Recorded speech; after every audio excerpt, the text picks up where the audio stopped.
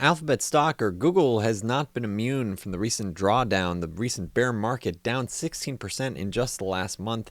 Investors are wondering, is this because of concerns about a recession? After all, the vast majority of Google's business is tied to advertising. So with an increasingly likely recession at our hands, is that what's driving Google stock lower?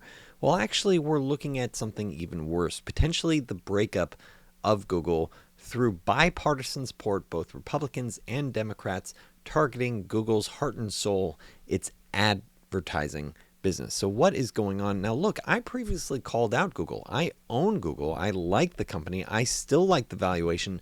I do think Google can outperform the major US indices from here, let's say over the next 5 to 10 years. But it might be a bumpy ride, both because of a potential recession impacting their advertising business, as well as legislation that could result in the split up, a very real breakup of Google's business. Now, does that mean that's the end and Google shareholders will face a huge impairment? Not necessarily. It might just call out that there's a lot of value under the hood when you look at Google stock. So let's actually dive in to understand what's going on here.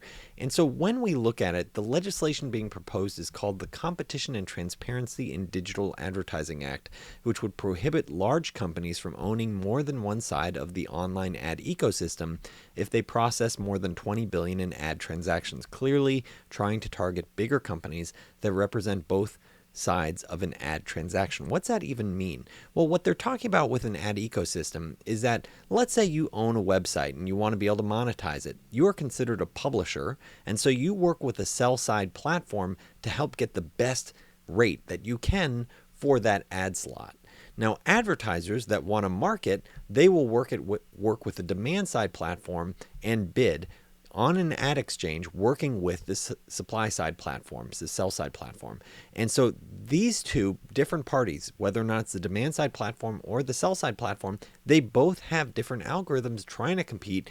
The advertiser's trying to pay the least, get the best return on investment, and the publisher, the person who owns the property that people are going to, is trying to maximize how much they can get. And this is the challenge that Google faces, is where they own both the properties and they help, effectively bid on, properties. And they also help other folks that even if they don't own the property, even if Google doesn't own the property, they will help the publisher monetize. So it's this whole sort of convoluted process that does represent a real conflict of interest. So I do agree with that, reflection. And here it is, their demand-side platform, DoubleClick Bid Manager, is represented to have over 50% market share. So look, they are a very, very big player.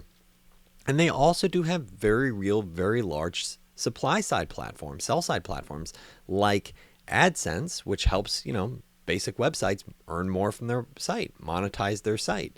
They also have AdMob, helping apps monetize their apps. So you have both sides of this ecosystem being represented by Google that could represent a conflict of interest. Is it possible that Google's having their cake and eating it too, where Google now represents nearly 1/3 of total digital advertising? Is it possible that Google, by representing both sides, is sort of screwing over both advertisers as well as suppliers of advertising inventory?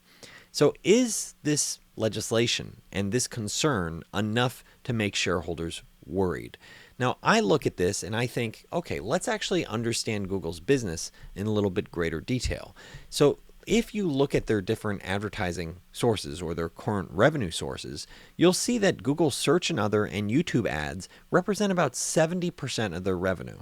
Now, this compares to Google Network, which is helping independent third-party websites monetize their site. So this network of around $31 billion, this pales in comparison relative to Google Search and YouTube ads. So this is a key aspect that investors should consider, is that Google Search, they own the ads. They effectively own that ad space. They own that supply. Same thing with YouTube. So they have immensely valuable properties where billions of people come every day to look at their properties. And they are sort of, hey, here's an advertisement that might help with your experience. If it's a Google search with YouTube, maybe it detracts from the experience. I personally am a YouTube premium subscriber because I don't like looking at the advertisements personally. And so looking at this, when you think about that 70% of their business tied to properties that they own, that's going to be much higher margin revenue than if you're looking at a business where you're sort of trying to take a cut from both sides with a different third-party website. And so it is worth understanding that even if through legislation Google is disrupted, what I do consider is I'm saying, yeah, in that situation, Google will be forced, they won't be forced to liquidate their business. What they would do is they'd say, okay, we're going to spin off our demand side platform. That's going to be a whole new separate business.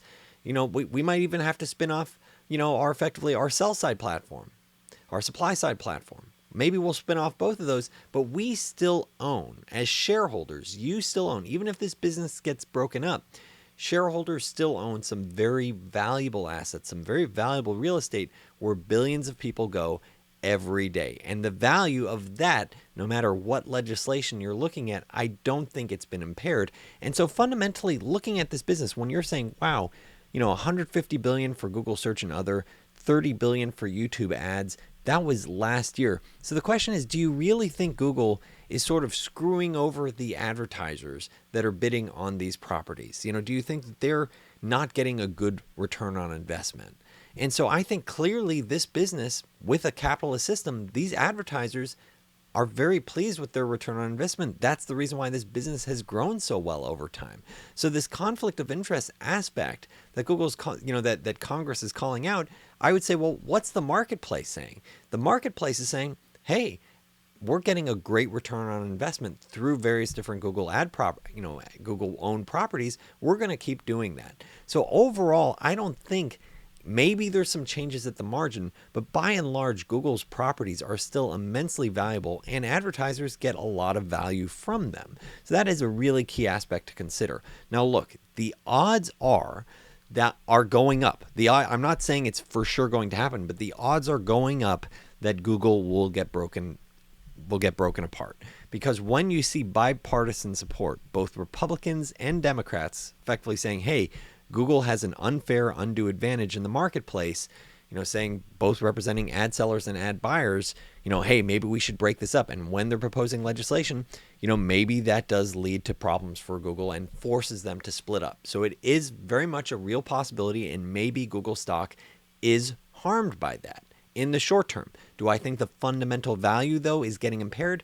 Not necessarily when I think about this, especially because I'm saying your core properties, Google Search, YouTube, Google Maps, many different properties that have over 1 billion users every day, Gmail, looking at these different things, that hasn't been fundamentally impaired.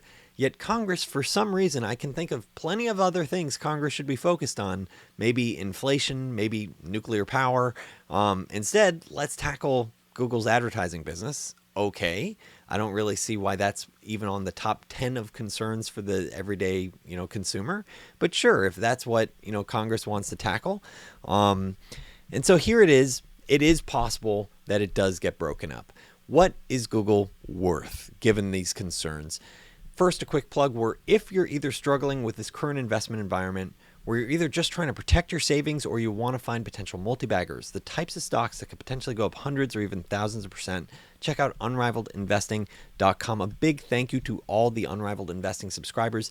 They keep this channel going. So if you enjoy this video and you're not an Unrivaled Investing subscriber, I'd recommend you check it out. And if you aren't looking to become an Unrivaled Investing subscriber, I do appreciate you hitting that thumbs up and hit that subscribe button to this channel.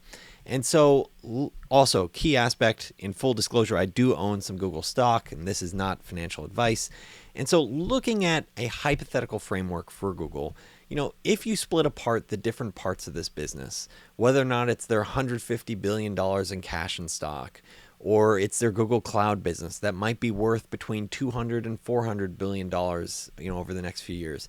And you think about their services business, which, includes a bunch of different things, including their hardware, including their including their advertising, businesses, their network, their own properties. I'm saying this business could be worth $1.5 to $2.6 trillion.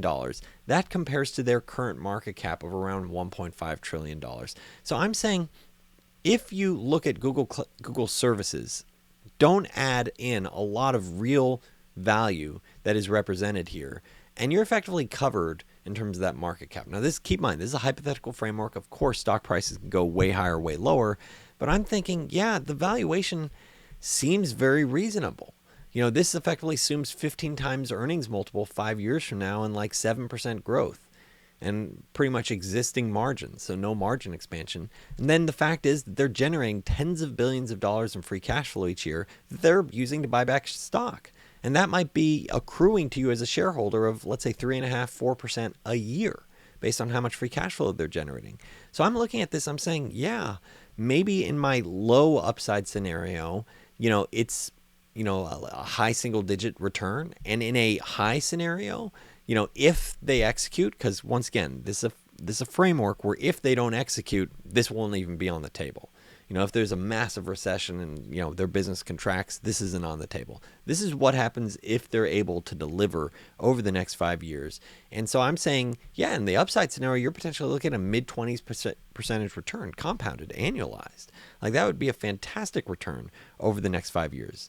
And so I still like Google. I still own Google stock. I still think it has the potential to beat, let's say, the S&P 500 over the next 5 years, over the next 10 years, even if Google is forced to break up. I think in that scenario, which keep in mind, that's not a certainty. Even in that scenario, I think shareholders could still get a very satisfactory return. As investors, it sort of casts light on the fact that Google has all these incredible assets that they own that's all under sort of the hood right now. It's all sort of under, you can't see, wow, what an incredible engine you have because it's sort of covered up. But they have all these tremendous properties that I think if it were split apart, folks would say, wow, this business is actually worth potentially a lot more than it currently is. So that's my take on this potential news that Google is going to get split up. At least that's what Congress is proposing. Once again, surprised that Congress is doing that. I think there's plenty of other bigger fish to fry, but hey, they want to focus on Google right now. So if you enjoyed this video, please make a point of hitting that thumbs up, hit that subscribe button, and a big thank you once again to all the Unrivaled Investing subscribers that make this channel possible.